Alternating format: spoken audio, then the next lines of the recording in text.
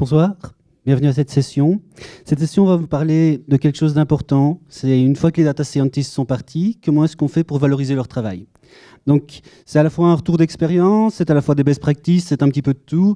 Il y aura quelques démos, je vous rassure pas trop, et on va voir ça ensemble. Donc, si vous étiez là pour le super framework qui tourne sur Android et tout ça, vous êtes trompé de salle. C'est le moment de partir, parce que ce ne sera pas ça du tout. Ok. Donc, juste un petit peu pour vous situer, je ne suis pas data scientist. C'est fou le nombre de non-data scientists qui présentent sur la data science aujourd'hui. Mais moi, ce n'est pas du tout mon cas. Je ne suis pas data scientist. Moi, je suis avant tout data architecte. Ça ne veut pas dire que je fais que des modèles que personne ne comprend. Je fais beaucoup plus que ça dans mon rôle de data architecte.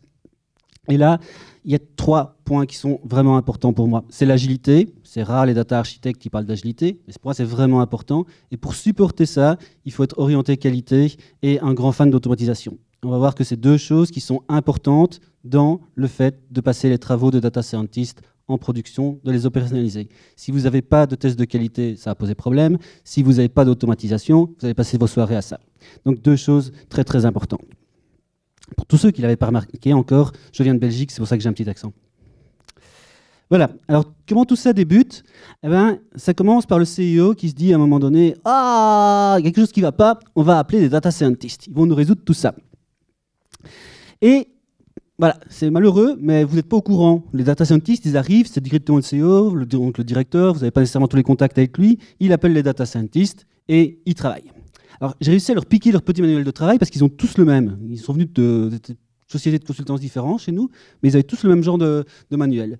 La première chose, c'était qu'ils tapaient des tas de formules sur un tableau blanc. Après, ils n'arrêtaient pas de m'embêter, c'est comme ça, comme je savais qu'ils étaient là, en me demandant des données. Alors, de préférence dans des fichiers CSV. Bon, allez, je blague un petit peu, mais il y en avait quand même, c'était comme ça. Et ils passaient leur temps à se plaindre des données, parce que les données n'allaient pas avec leurs formules. Mais sinon, après ça, ils faisaient aussi des expériences réelles, dans lesquelles ils travaillaient. Voilà. Je ne vais pas dire exactement ce qu'ils faisaient, mais ils travaillaient. C'était toute leur expérimentation et tout ça. Et puis, ils faisaient des beaux slides, des belles présentations, et après ça, le miracle arrivait. On recommençait une deuxième fois. Donc, ils recommençaient tout ça, tout ce travail-là, ils le recommençaient une deuxième fois, et même une troisième, une quatrième, une cinquième fois. Apparemment, il y a une fin à ça, hein, c'est pas une suite sans fin, et à cette fin, qu'est-ce qui se passe? Ben, ils s'enfuient. Généralement, ils n'arrivent pas très vite. Par contre, quand il faut partir, là, on ne les voit plus très longtemps, les data scientists. Ils vous envoient un mail, ils font « tout est là !» dans un fichier zip, généralement. Si, ils travaillent encore avec des fichiers zip.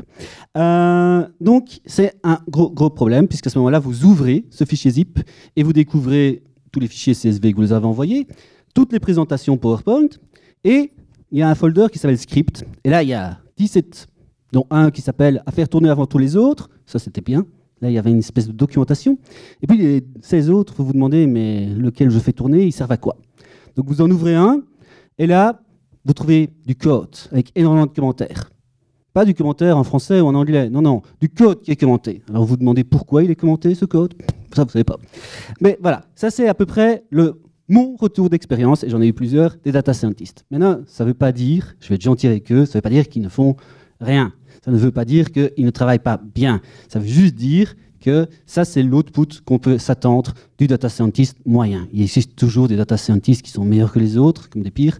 C'est aussi le cas pour les développeurs, c'est le cas pour les architectes, c'est le cas pour tout le monde.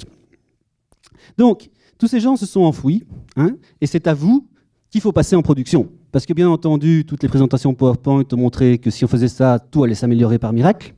Et donc, c'est à vous qu'on demande de passer tout ça en production. De préférence, tout de suite, puisque le travail est fait. Il n'y a plus rien. Il n'y a qu'à passer en production. Et là, le mode panique peut s'enclencher, parce que quand vous avez vu le contenu de ce qu'il y avait dans leur travail, ça peut poser un très sérieux problème. Et donc, il y a une très mauvaise excuse, je vous conseille de ne jamais la donner, c'est « ça ne respecte pas nos standards ».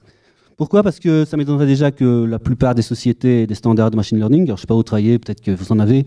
Mais dire « Ah non, il a programmé ça en Python, moi je voulais ça en R », tous les data scientists ont un avis différent là-dessus, y compris ceux qui veulent faire du Julia ou des choses comme ça. Donc il y a tellement de possibilités. Et alors après, à l'intérieur, c'est même pas juste le langage, vous avez les frameworks et tout ça. Il y a une telle combinaison. Il faut bien se dire que si tout ça a été inventé, c'est quand même que ça sert à quelque chose dans certains cas. Donc, les standards, c'est vraiment très, très difficile de le faire. La bonne excuse, c'est plutôt de faire comprendre que c'est qu'un prototype, et qu'un prototype, bien entendu, que vous pourriez le faire passer en production, mais que quand même, vous allez un peu jeopardiser tout votre environnement informatique. Généralement, ça calme bien le CIO, et vous avez une semaine pour passer ça en production, ce qui peut s'avérer suffisant. OK ? Non, dans l'autre sens. Alors, est-ce que c'est grave ? Donc, je voudrais quand même, si j'ai des copains data scientists qui partent pas tous en courant, non, c'est pas vraiment grave. Parce que ce diagramme de Venn nous explique que la data science, c'est vraiment le centre du monde, en tout cas le centre des 3 cercles qui sont là. Et ce diagramme de Venn, vous l'avez sûrement déjà à peu près tous vu, on le voit tout le temps. Par contre, il est spécial, celui-là. Il a un petit quelque chose de spécial, c'est le coin supérieur gauche, où il est mis Hacking Skill. J'ai pas mis Computer Science. C'est pas le mien, c'est celui de quelqu'un d'autre. Je ne sais plus qui. Mais je trouve que Hacking Skill est nettement plus représentatif. Parce que hacker, ça ne veut pas dire développer. Hacker, ça veut dire chipoter, bidouiller. Je ne sais pas lequel des deux termes est correct en français de France. Mais vraiment, c'est ça, généralement. Développer, c'est beaucoup plus que ça au XXIe siècle. Développer au XXIe siècle, c'est avant tout la base du source control. C'est aussi un code qui soit lisible et refactorisé. Des tests automatisés. Si vous n'avez pas ça, les 3 premiers points, vous hackez, vous ne développez pas. D'accord ? Alors, un minimum après, c'est d'avoir une architecture qui soit composite et découplée. Un build automatisé, des déploiements automatisés, là, ça devient plus rare quand même, et une architecture nativement élastique. Alors, ce qui est fou, en plus, avec tout ce qui est machine learning et tout ça, c'est que tous les frameworks de machine learning et tout ça supportent cette élasticité native. C'est généralement le code qui a été ajouté au-dessus par les data scientists qui fait que vous ne pouvez plus avoir cette élasticité.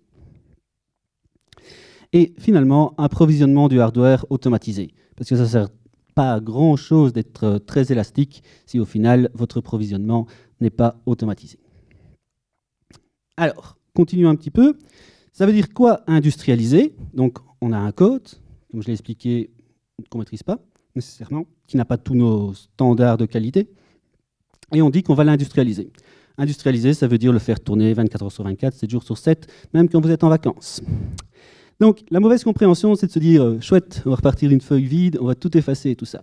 Ce serait vraiment très pénalisant au niveau monétaire, mais ce serait surtout négliger le travail qui a quand même été fait par les data scientists. Parce qu'au final, ils ont quand même réussi à faire des algorithmes et tout ça, et c'est ça la valeur ajoutée. Ce qu'il faut aller rechercher, c'est l'algorithme, le choix des algorithmes, l'hyperparamétrisation et tout ça, mais mettez pas tout ce code à la poubelle. Le deuxième point, généralement, qui est mal compris, c'est ce qu'on dit, ouais, chouette, on va changer la technologie, ouais, ils ont tout fait en R, nous on fait tout en Python, c'est vachement mieux. Non, ça c'est un truc que je vous déconseille franchement, parce que sinon vous allez perdre l'algorithme, vous allez perdre l'hyperparamétrisation et tout ça, donc ça c'est vraiment la très très mauvaise compréhension. Fixer des bugs, ce n'est pas non plus opérationnalisé. Donc si quelqu'un vous dit, je tourne 3 jours pour fixer des bugs, comme ça ce sera opérationnel, non. Vous faites l'inverse. D'abord, vous opérationnalisez le code, comme ça on voit qu'il y a toujours les bugs, et après, on fixera les bugs. Mais c'est une chose complètement différente.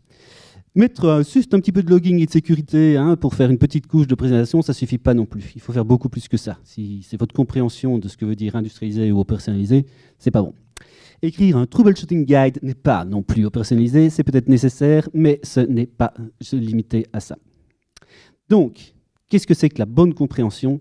C'est reprendre le contrôle de la bête, du code que vous avez là, et aller vers des normes de qualité que vous vous êtes imposées. D'accord? Que vous vous imposez généralement pour tous les développements. Ce n'est pas parce que c'est du machine learning que c'est différent. Vous devez avoir la même chose. Des tests automatisés, tout ça, c'est vos normes de qualité. Un code coverage, c'est vos normes de qualité. OK? Alors, comment est-ce qu'on va réaliser ça? En plusieurs étapes. Ouais, on ne va pas tout faire en une fois, on ne va pas faire un super jump. On va d'abord reprendre et refactoriser le code. Donc ça, c'est la première étape. Vous avez du code. Bon, on a déjà discuté qu'il n'était peut-être pas génial, c'était peut-être pas le meilleur code, mais il fait quand même le job. On part de ce principe-là. Donc, on va le refactoriser. 2, c'est supporter toutes les étapes classiques du machine learning. Donc, c'est supporter la préparation des données, l'entraînement du modèle, comme le prédécesseur l'a expliqué, et surtout le redéploiement, ou le déploiement de ce modèle. Une fois qu'il est prêt, hop, il faut le remplacer. Et la 3e étape, c'est ne plus toucher à votre clavier. Tout ça est automatique. Ça, c'est le but auquel on veut arriver. Alors, pour ça, on va être aidé par 3 outils. Alors, aujourd'hui, je vais le faire avec les outils Microsoft parce que je les connais beaucoup mieux, voilà, soyons honnêtes. Mais il y a moyen de le faire avec d'autres outils. Si vous prenez des outils Google, il y a l'équivalent. Si vous prenez d'autres outils, tout à fait, tout en open source, il y a aussi moyen. Donc ici, c'est juste une illustration et je vous montrerai comment on peut le faire avec ces outils-là. Mais je suis sûr que vous pouvez trouver des équivalents en open source ou chez un autre fournisseur. Donc, le premier tool qu'on va utiliser, c'est Visual Studio Code, qui, entre parenthèses, c'est gratuit et open source. Le deuxième, c'est Azure Machine Learning. Ça va être super important. Alors, tout le monde croit connaître Azure Machine Learning. Eh bien, je n'ai pas du tout utilisé ce que vous utilisez d'habitude. Et le troisième, c'est tout ce qui est Azure DevOps. Alors, pour ceux qui connaissent un petit peu, mais pas trop, chez Microsoft, Azure DevOps, c'est tout ce qui est automatisation du build, continuous integration et continuous deployment. Voilà. Donc, ça, ce sont les outils qu'on va utiliser. Et on va commencer par Visual Studio Code. Alors, Visual Studio Code, qu'est-ce que c'est et comment est-ce qu'on va l'utiliser? D'abord, Visual Studio Code, quand vous l'installez, ça ne fait rien du tout. C'est un super notepad, en fait. Et donc, il faut utiliser des tas d'extensions. Et il y en a une qui s'appelle Python Extension for Visual Studio Code. Vous cherchez ça, vous allez la trouver. Et ça vous permet quoi? Ça vous permet d'importer et d'exporter du code depuis un notebook. Alors, je les ai un peu charriés tout à l'heure en disant qu'ils m'avaient envoyé des fichiers, mais généralement, ils m'envoient des notebooks. Alors, un fichier notebook, à quoi ça ressemble? Il y en a qui ne savent pas ce que c'est qu'un fichier notebook? Oui, quelques-uns? Ok. Donc, je vais montrer ce que ça ressemble, un fichier notebook. Ça ressemble à ça.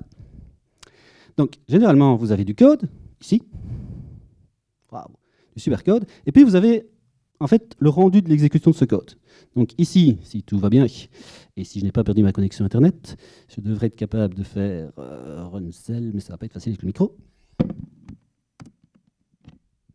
Voilà. Et ça a l'air d'aller. Hop, le code là a été exécuté. OK? Donc, généralement, ils travaillent avec ça parce qu'ils ont le code qui n'est jamais très très long dans les algorithmes de machine learning et ils sont capables d'avoir un rendu tout de suite. Alors, un autre point qui est très positif, c'est que tout ça est stateful. Alors, généralement, on n'aime pas les trucs stateful, mais ici, c'est bien parce que ça veut dire que si j'exécute la deuxième cellule, eh ben, il n'y aura pas non plus de problème. Ah. Je vais exécuter celle-ci. Je vais me mettre dans Run Cells. Il va toutes les exécuter une par une.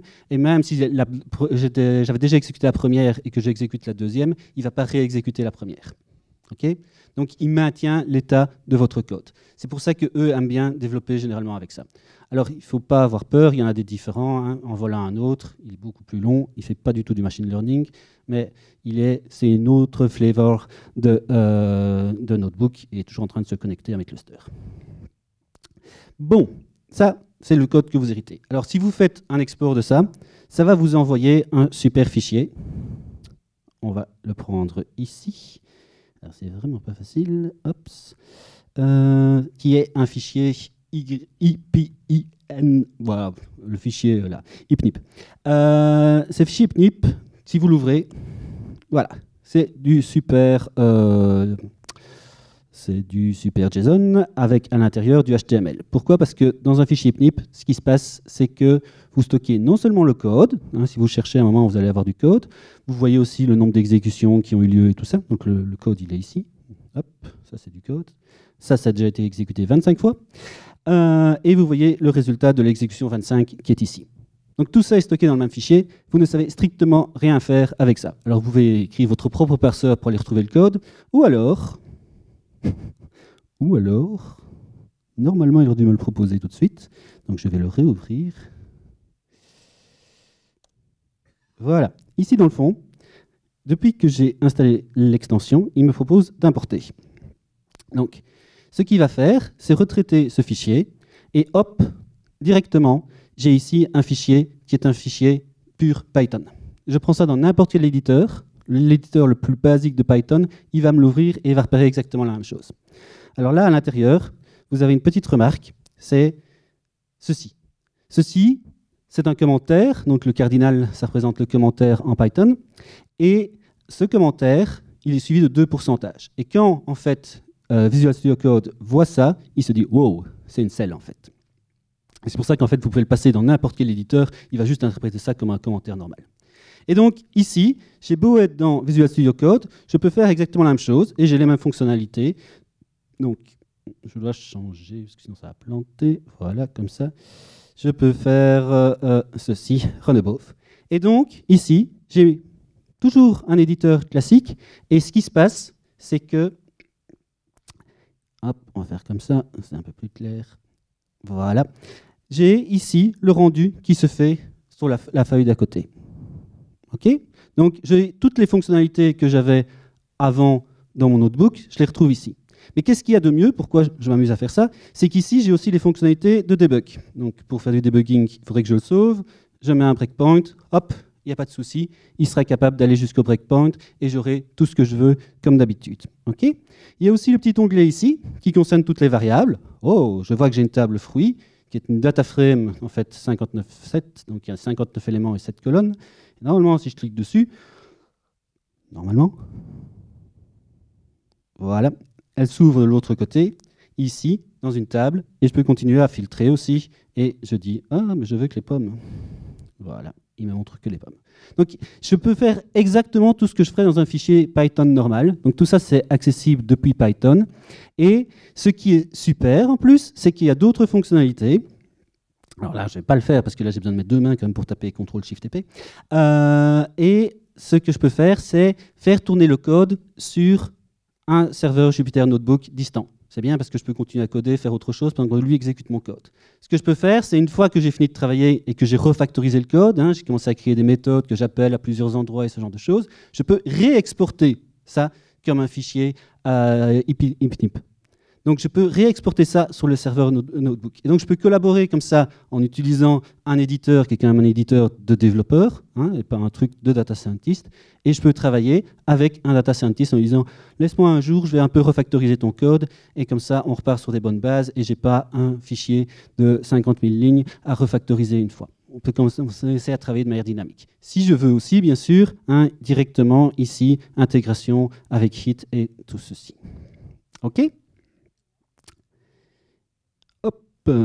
On repasse ici.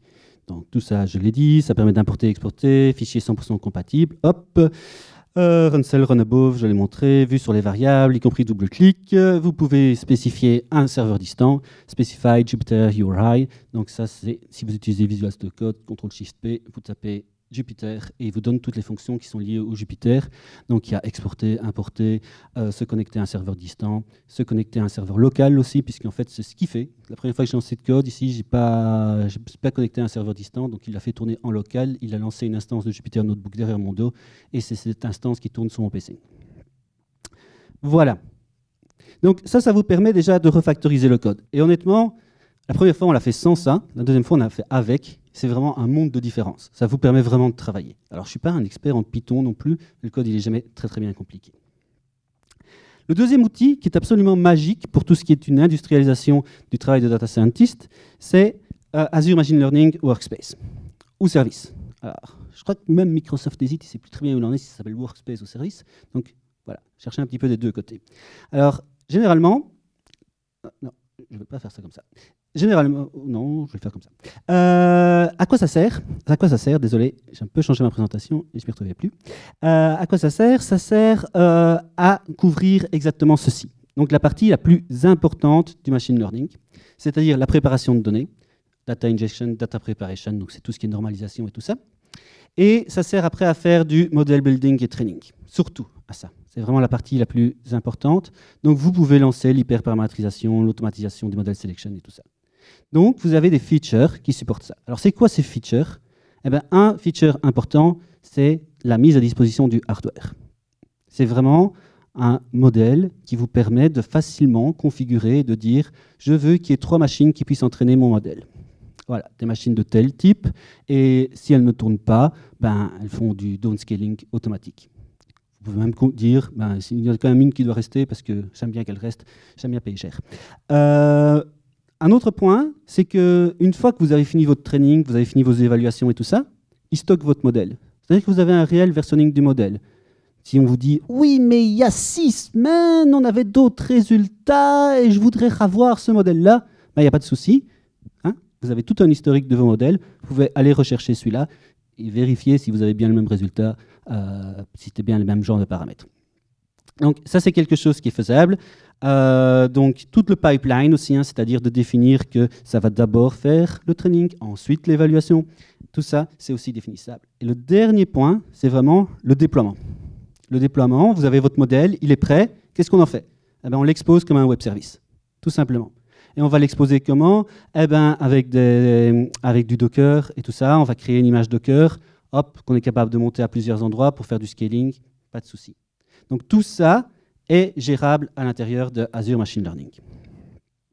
Donc c'est vraiment le principe de base du produit, c'est essayer de réduire la complexité. Parce que tout ce que je viens de vous expliquer, c'est jamais que de la plomberie. C'est vraiment du pipelining, c'est pas super intéressant, enfin moi ça m'intéresse pas super fort en tout cas, c'est vraiment pour essayer de réduire la complexité. Moi, j'y connaissais rien avec Docker il y a 2 ans, et c'est ce genre de produit qui m'a fait m'intéresser à Docker, parce qu'il couvre 95% des cas. Et je tombe toujours dans les 5% des cas qui ne sont pas couverts.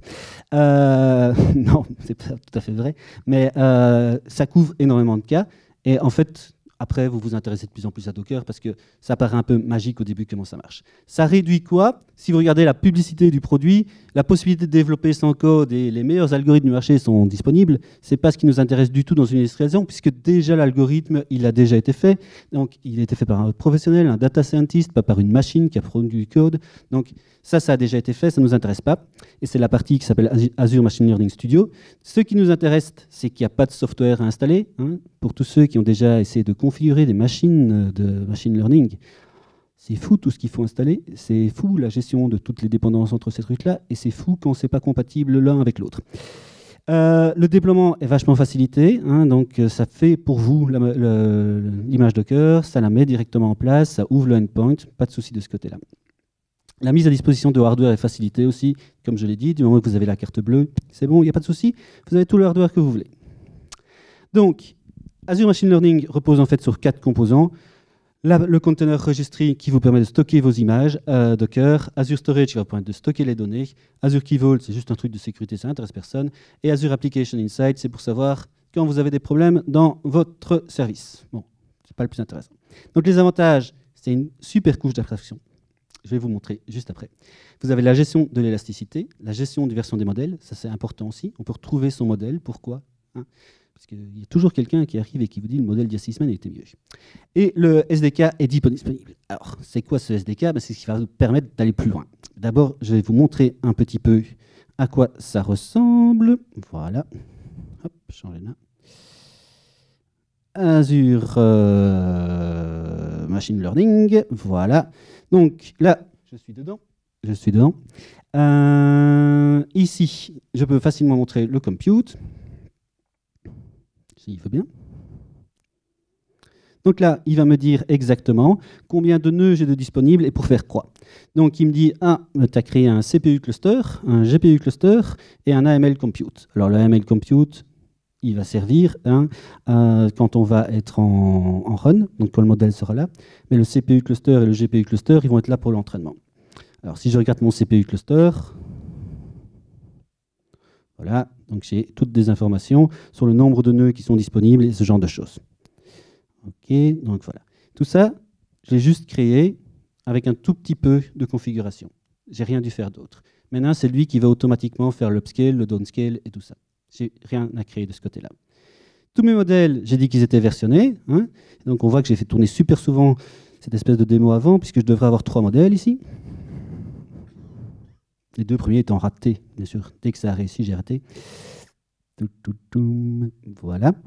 Alors, pendant qu'il fait ça, je vais vous montrer aussi qu'à partir d'ici, je peux avoir exactement la même chose. Grâce à l'extension Azure Machine Learning, ici, je peux me déplacer et voir mes modèles. J'en ai 3. Je ne veux pas aller beaucoup plus loin. Ici, le cluster. Bon, la connexion n'est pas terrible, donc peut-être pour ça qu'il est un peu long. Voilà. Ici, je vois aussi mes 3 modèles. Hop, je vais m'amuser à les supprimer, créer une image à partir de ce modèle. Donc, c'est créer une image Docker qui va me permettre d'aller en prod. Donc, tout ça, c'est vraiment une aide. Le gros problème avec tout ça, c'est très bien, mais ça ne suffit pas. C'est très loin d'être parfait. En fait, non, c'est parfait. C'est le produit parfait, c'est-à-dire qu'il ne faut plus trop y toucher et il ne faut plus aller rajouter des choses au-dessus. C'est ce qu'ils se sont dit pour une fois chez Microsoft. On va arrêter de faire un produit qui est censé tout faire et qui le fait mal. On va garder un produit qui est à taille gérable, à feature gérable, et on va le laisser comme ça. Parce qu'il y a quelques petits problèmes. Comment vous allez gérer la config de votre workspace? Donc ici, on a vu que j'avais mis 3 nœuds ou des choses comme ça.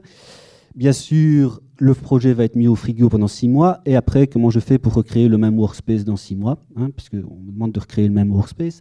Eh bien, ça, ce n'est pas vraiment prévu. Ou faire des tests automatisés sur les données. Bah oui, ça, c'est en amont. C'est la partie data prep, ou même avant ou après, ça dépend comment vous le voyez, la partie data prep. Ce n'est pas la partie où c'est le plus à l'aise dans Azure Machine Learning Workspace de créer des tests là-dessus. Comment est-ce que je mets des gates? Comment est-ce que je lui dis, oui, tu peux déployer en QA jusque tout à fait automatiquement, mais en prod, il faut quand même demander l'avis du chef. Ça, c'est pas possible avec Azure Machine Learning. Comment enchaîner toutes les actions? Ouais, il fait des choses automatiquement, mais quand ça devient un peu plus compliqué, du genre quand on lui dit évalue, et si c'est mieux, alors tu continues, ça, il n'est pas capable. Comment gérer des triggers aussi? Comment dire, oui, mais tu dois déclencher tout ça si, subitement, mon modèle a un taux de réussite de moins de 85%. Eh bien, ça, ce n'est pas faisable avec Azure Machine Learning. Et c'est pour ça qu'on est obligé d'utiliser le SDK. Pas le SDK pour développer, mais le SDK pour se connecter à Azure Machine Learning. Pour lui dire, ailleurs, fais ton calcul, regarde si c'est plus de 85%. Si ce n'est pas 85%, avec le SDK, on est capable d'attaquer Azure Machine Learning et de lui dire, démarre cette partie-là, démarre la partie training. Et après, une fois qu'il a démarré la partie training, il sait qu'il doit enchaîner avec la partie évaluation et ce genre de choses. Et pour réaliser tout ça, on peut utiliser Azure DevOps. Alors Azure DevOps, comme je l'ai dit, c'est la partie CI/CD, hein, c'est l'ancien TFS, c'est l'équivalent de Jenkins ou des choses comme TeamCity. Et comment est-ce qu'on va réaliser ça? Avec, en grande vue, le build and setup, d'accord? Donc la première partie, qu'est-ce que je vais faire? Je vais prendre le code, le compiler, faire des tests dessus, faire des tests éventuellement sur mes données aussi, hein, me connecter à la DB, vérifier qu'il n'y a pas de nul ou des choses comme ça. Parce que si déjà mes données sont pourries, j'arrête là. Donc ça, c'est le build and setup. Dans le setup, ce que je vais faire aussi, et qui est une partie one-shot, c'est de créer le Azure Machine Learning Workspace. Une fois que j'ai fait ça, j'ai le training et le packaging. Donc c'est vraiment entraîner mon modèle, ça c'est la première étape, l'évaluer. Si c'est bon, eh ben on va faire un package, on va mettre à disposition une image Docker qui sera prêt à quoi? À être déployée. Dans tout ça, ben, on aimerait bien que ça s'enchaîne. Si je fais un build ou un setup, il est clair que j'ai changé du code, probablement du code dans mon modèle, hein, donc j'ai peut-être changé mon algorithme ou quelque chose comme ça, eh ben, il faut refaire un training. Donc, ce n'est pas juste dire « Ah oui, après j'ai appuyé sur mon bouton », non, ça va s'enchaîner automatiquement. Dans le training et le packaging, ben, j'ai une condition interne. J'ai le fait de dire, si j'évalue et que mon modèle il est moins bon que le modèle qui est en production, je ne vais pas continuer, j'allais jusqu'au déploiement. Donc, je m'arrête là. Ou je recommence avec un autre training, avec une autre hyperparamétrisation. Il y a le gating aussi. Donc, le gating, c'est le fait de dire, je ne veux pas que ça s'enchaîne trop vite, hein, je veux garder le contrôle sur la prod, donc je veux que quelqu'un valide. Et bien ça, ce sera fait à cet endroit-là. Et voilà, comme je l'ai dit, au moment où on pousse du code, c'est probablement qu'on a changé l'algorithme et tout ça, et donc il est hyper intéressant de refaire un build. Mais au moment aussi où les performances de votre modèle se dégradent, c'est probablement qu'il y a des nouvelles données qui changent ou le comportement de vos utilisateurs change. Il est peut-être temps aussi de refaire un nouveau training à ce moment-là. Et donc ça, c'est le Prediction Performance Trigger. Donc vous avez deux façons de démarrer votre training et packaging. OK. Comment on va faire tout ça? Eh ben, on va y arriver avec Nature DevOps qui permet de définir un ensemble de triggers, par exemple le trigger lors d'un commit, qui a facilement les gate release et qui a des conditions de succès aussi. Le SDK de Machine Learning Workspace Service, lui, il va vous permettre d'exécuter du code Python faisant appel au SDK. Je recommence ce que j'ai dit. Le SDK de Machine Learning, vous allez utiliser comment? Eh ben, à l'intérieur de votre code, vous allez en fait mettre du Python que vous appellerez à certains moments, qui va s'exécuter depuis Azure DevOps, et le SDK se connecte à Azure Machine Learning pour lui dire de faire le training. Donc ça vous permet de démarrer un training, d'évaluer un modèle et tout ce genre de choses. Donc la picture un peu plus détaillée sur ce genre de choses, elle est là. Donc ça, c'est une architecture de référence. Donc personne ne lit ça, d'accord? C'est illisible de toute façon. Et donc on va aller voir un peu plus dans le détail ce qui se passe. La phase de build and setup, c'est mon premier carré pour ceux qui suivent encore. Le premier carré là-bas, Donc, il se déclenche quand il y a du nouveau code. C'est la seule façon de le faire. Et qu'est-ce qu'on va faire à l'intérieur? On va faire, comme on le voit là, les data sanity tests, les unit tests, et ce genre de choses. Donc, si tout ça est réussi, qu'est-ce que je fais? Je dis, OK, ça va, je peux commencer à travailler. Et la première chose que je dois faire, c'est être sûr que j'ai bien un Azure Machine Learning Workspace. En fait, cette partie-là, je suis sûr d'avoir un Azure Machine Learning Workspace. Je vais la retourner une seule fois, normalement. Sauf si je scratch complètement mon Azure Machine Learning Workspace. Mais donc, ça tourne une seule fois. C'est du one time. Alors, j'aurais pu le faire l'inverse. D'abord, créer mon workspace et puis créer mes checks. Ça, c'est la première phase. Une fois que j'ai fait ça, qu'est-ce qui va en sortir de là? Toutes les conditions préliminaires pour être sûr que je puisse réellement faire un vrai training qui a du sens, elles sont vérifiées. Le workspace, il est disponible. Et donc, je peux passer à mon deuxième bloc, le training and packaging. Et là, qu'est-ce que je fais? Tout premier bloc, c'est train the model. Une fois qu'il est entraîné, ce modèle, je vais l'évaluer. C'est-à-dire que je vais regarder, je vais faire un scoring du modèle, c'est comme ça que ça s'appelle, et je vais le comparer par rapport à une référence qui est généralement la référence de prod, ou le minimum de certaines choses, mais voilà. Donc, on peut complexifier là-dessus. Alors, comment est-ce que je fais ça si je veux regarder une fois un petit peu de code? Je peux aller voir ici. Ça crée le workspace. Evaluate model. Super. Donc, ça, c'est le code qui est appelé. Et je vais le montrer aussi après. Super. Il s'est mis dans la mauvaise fenêtre, comme d'hab. Bon. Je ne suis pas un très très grand. Hop. Voilà. Après les commentaires, ce que nous avons. On voit clairement que c'est du code qui fait appel directement ici au workspace. Donc il arrive à se connecter avec le SDK au workspace. Et il lui dit d'aller chercher l'experiment name. Donc ça, c'est le modèle d'entraînement. Et puis, ici, de faire un ensemble de choses. Et ici, à la partie du code la plus intéressante, il va faire tourner votre modèle. Il va calculer son MSE. Donc, son MSE, c'est les résidus des carrés, des distances par rapport à là. Donc, c'est un indicatif de qualité, en fait, de votre modèle. Il va le comparer à celui de prod. Et si c'est bon, il dit, pas de souci, promote new model est égal à true. Donc, on a un meilleur modèle, c'est bon, on va pouvoir continuer avec. D'accord? Et donc, on voit que quand on a un nouveau modèle, ici, voilà, on a un nouveau modèle run ID. OK? Si ce n'est pas le cas, on passe. On s'arrêtera là. Voilà un petit peu le genre de code qu'on a et qui est assez facile à faire, en fait, avec tout ce qui est Azure Machine Learning, parce que derrière, c'est lui qui va démarrer les machines et tout ça, ça, vous n'avez pas à gérer. Une fois que vous avez fait ça, vous faites du register de modèle. Alors là, le code, il est encore plus bête, ça fait 3 lignes. Vous dites juste, j'enregistre le modèle et je le package. Voilà, c'est bon, 3 lignes, il n'y a pas de souci. Donc, une fois que vous avez fini tout ça, vous avez un modèle qui est prêt à être déployé. Ce modèle, vous allez donc devoir le déployer. Alors, je vais peut-être quand même retourner ici. Hop, changer de main. Et vous montrer comment ça se passe en Azure DevOps. Ici, donc, les pipelines.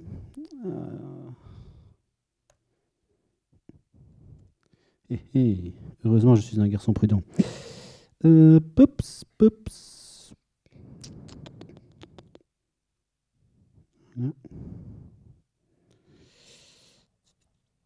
Alors, donc, sur le retraining pipeline, donc le pipeline de training qui est ici.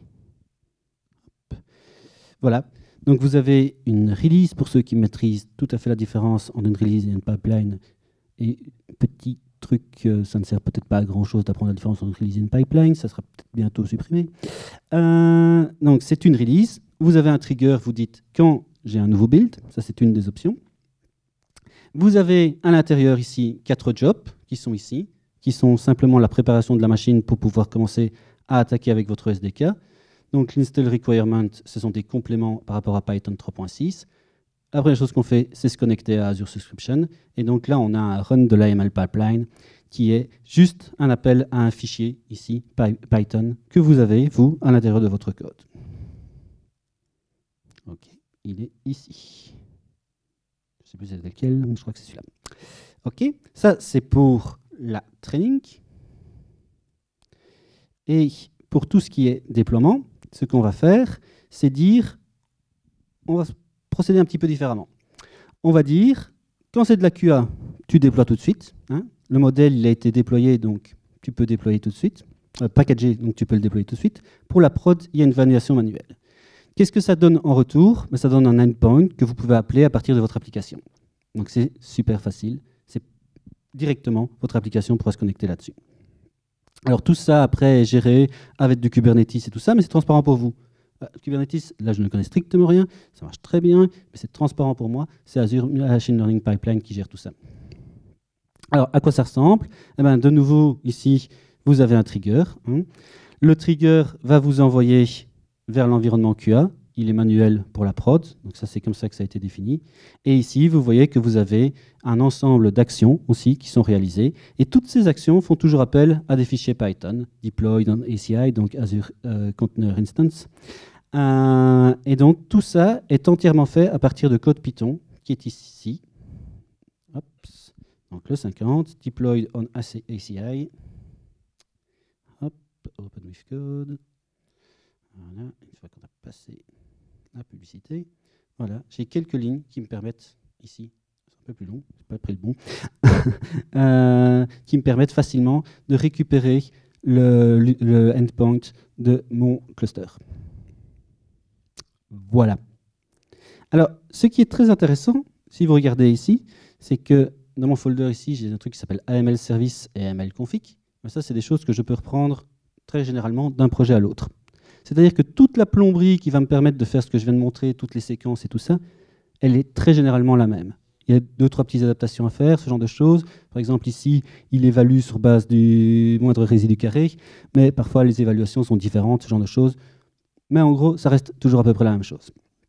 Donc tout ce code-là, vous pouvez le récupérer d'un projet à l'autre. Bien sûr, il y aurait moyen de faire mieux, il y aurait moyen de le packager et tout ça. Mais qu'il faut le changer un petit peu, c'est peut-être plus mal de le lancer comme ça, de le laisser comme ça. Par contre, le vrai code, hein, l'intelligence, ce que m'a fait mon super data scientist, eh ben, il se retrouve ici dans la partie code et il est tout à fait isolé. Donc l'avantage de ça, une fois que vous avez tout refactorisé, c'est de se dire, j'ai isolé parfaitement la partie data science de la partie plomberie qui me permet de lancer et qui me permet d'être sûr que ça va en production. Donc tout ça maintenant tourne aussi sans le moindre problème, ça va en production. Si vous allez faire, si le data scientist ici maintenant, ou vous allez changer et vous faites un commit dans GitHub, ça va lancer tout le processus, ça va lancer le build, ça va lancer le reste, donc le training. Si le résultat est meilleur, ça passera en déploiement, tout ça de manière entièrement automatisée. Et ça, vous avez enfin quelque chose qui est opérationnel, puisque ça tourne sous différents Docker, donc vous allez pouvoir commencer à passer ça en production. Voilà, voilà. Est-ce qu'il y a des questions ? Non, aucune question. Soit j'ai été clair, soit tout le monde s'est endormi.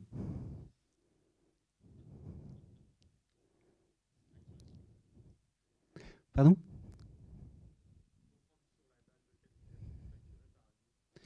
Donc, ce que vous payez sur Azure, vous payez les machines virtuelles, bien sûr, qui sont les compute nodes, les CPU, GPU, qui sont facturées quand ils sont utilisés.